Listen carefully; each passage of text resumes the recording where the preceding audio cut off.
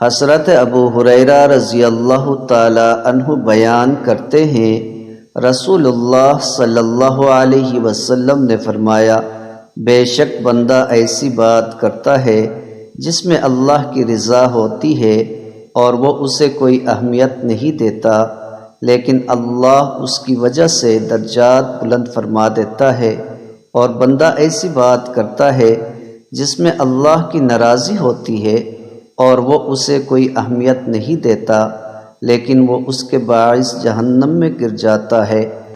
حضرت حذیفہ رضی اللہ تعالی عنہ سے روایت ہے کہ رسول اللہ صلی اللہ علیہ وسلم نے فرمایا، تم سے پہلے لوگوں میں سے ایک آدمی کی روح سے فرشتوں نے ملاقات کی تو انہوں نے کہا، کیا تو نے کوئی نیک عمل کیا ہے؟ اس نے کہا، نہیں۔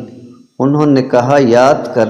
اس نے کہا، میں لوگوں کو قرض دیتا تو اپنے جوانوں کو حکم دیتا کہ تنگ دست کو مہلت دو اور مالدار سے درگزر کرو۔